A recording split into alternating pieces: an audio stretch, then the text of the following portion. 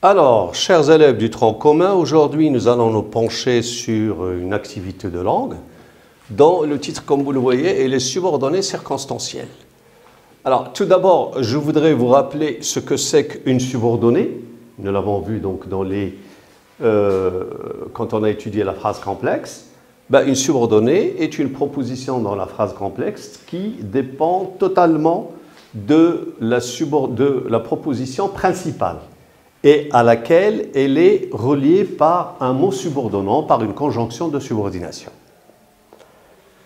Maintenant, qu'est-ce que c'est qu'une subordonnée circonstancielle? C'est tout simplement une proposition subordonnée qui dépend toujours évidemment de la proposition principale, mais qui indique, qui définit les circonstances de cette principale, de l'action de la principale. C'est-à-dire, elle définit, quand on parle de circonstances, c'est le rapport qu'elle exprime, qui peut être un rapport de cause, de conséquence, de but, de temps, d'opposition, de concession, de condition ou de comparaison.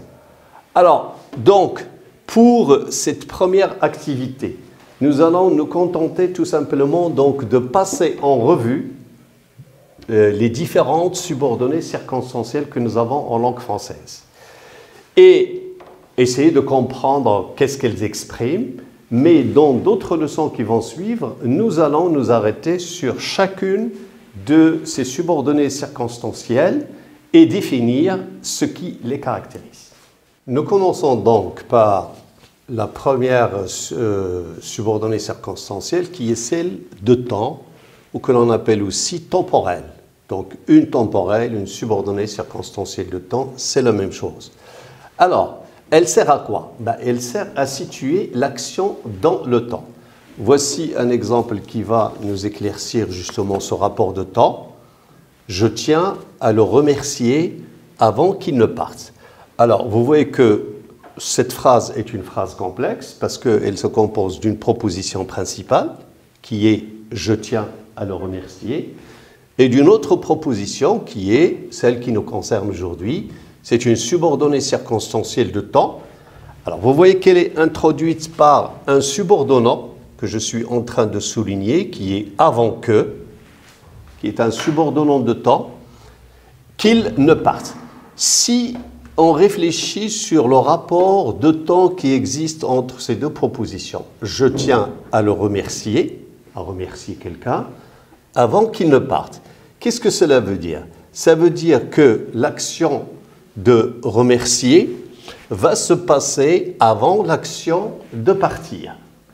Donc là, le « avant que », qui est donc le mot subordonnant ou la conjonction de subordination, qui au passage, je vous le fais remarquer, entraîne l'emploi du mode subjonctif, qu'il ne parte et non pas qu'il ne part, avant qu'il ne parte, exprime une action donc antérieure donc par rapport à, parce que quand je dis je tiens à le remercier, il faudrait d'abord que je le remercie.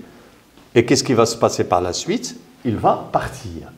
Donc, la proposition principale exprime une antériorité par rapport à l'action de la subordonnée. Et donc, l'action de la subordonnée est postérieure à l'action de la principale. La deuxième subordonnée circonstancielle que nous allons voir est celle que l'on appelle causale ou de cause. Elle sert tout simplement à indiquer l'origine, la raison, la cause d'un fait. Prenons l'exemple, il n'est pas allé à l'école parce qu'il est malade. Alors, j'ai souligné évidemment envers la subordonnée causale, et puis je suis en train de souligner le subordonnant parce que, qui est un subordonnant très connu, très courant.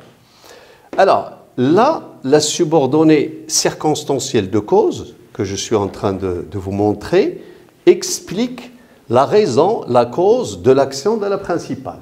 Il n'est pas allé à l'école. Pourquoi? Parce que, tout simplement, il est malade. La subordonnée circonstancielle de conséquence, que l'on appelle également consécutive, sert à exprimer le résultat d'un fait. Un résultat, c'est la conséquence, tout simplement.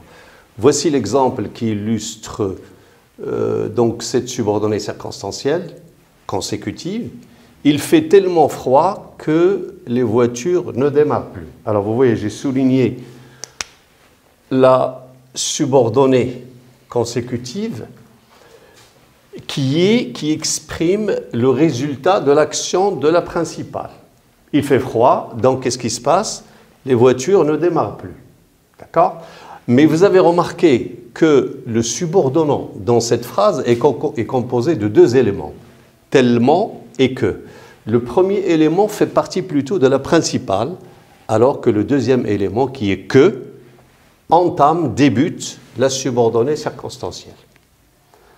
Quatrième subordonnée circonstancielle est la subordonnée circonstancielle de but, que l'on appelle aussi finale. Alors finale, attention, finale ça vient de la finalité. La finalité justement c'est le but de quelque chose, l'objectif que l'on veut atteindre. La subordonnée circonstancielle de but, appelée donc finale, sert à exprimer la raison pour laquelle l'action est accomplie. C'est-à-dire, on fait quelque chose pour quoi faire? Pour atteindre quel but? Voici l'exemple qui illustre l'emploi de cette subordonnée circonstancielle. Je cache les bonbons parce qu'ils, pour qu'ils, pardon, et non pas parce qu'ils, pour. Voici donc le subordonné, la conjonction de subordination pour qu'il ne se goinfre pas. Alors je vous rappelle que se goinfrer, c'est manger énormément, n'est-ce pas? Donc ça, certainement, c'est une situation de communication relative à une maman, n'est-ce pas, qui a peur pour son garçon, pour son fils ou sa petite fille. Enfin ici c'est il, c'est plutôt un garçon. Donc il a caché les bonbons parce qu'il a peur que son petit garçon n'en mange pas énormément, excessivement. Vous avez remarqué que pour que, là aussi, entraîne l'emploi du subjonctif. Mais comme je vous l'ai dit tout à fait au début de cette leçon, nous allons, dans d'autres leçons à venir, nous pencher sur chaque subordonnée circonstancielle et sur ses caractéristiques. Cinquième subordonnée circonstancielle est celle d'opposition, que l'on appelle oppositive. Oppositive, c'est l'adjectif qui vient d'opposition et qui sert à opposer de fait deux événements indépendants l'un de l'autre. Exemple, il travaille alors que ses amis s'amusent. Alors vous voyez que là, nous avons deux propositions à la proposition principale. Il travaille. Et puis la subordonnée concessive, pardon, pas concessive, mais oppositive d'opposition, qui commence par le subordonnant alors que ses amis s'amusent, vous voyez qu'il y a déjà donc entre les deux verbes travailler et s'amuser, il y a une opposition. Lui, il travaille alors que les autres, ils s'amusent. Donc là, pour exprimer cette opposition qui existe dans la phrase à l'aide d'une subordonnée, on a utilisé le subordonnant alors que. Sixième subordonnée circonstancielle est celle qu'on appelle donc la subordonnée circonstancielle de concession ou concessive. Elle sert à indiquer qu'une conséquence attendue n'a pas eu lieu. Alors regardez l'exemple suivant. Même s'il dort peu, il est en forme.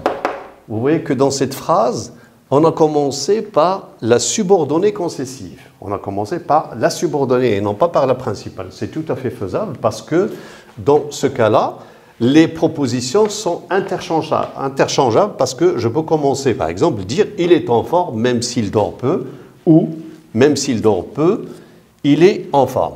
Alors, quand je dis, alors évidemment, ce que j'ai souligné ici, c'est la subordonnée concessive, la subordonnée circonstancielle de concession, qui est introduite par le subordonnant « même si ».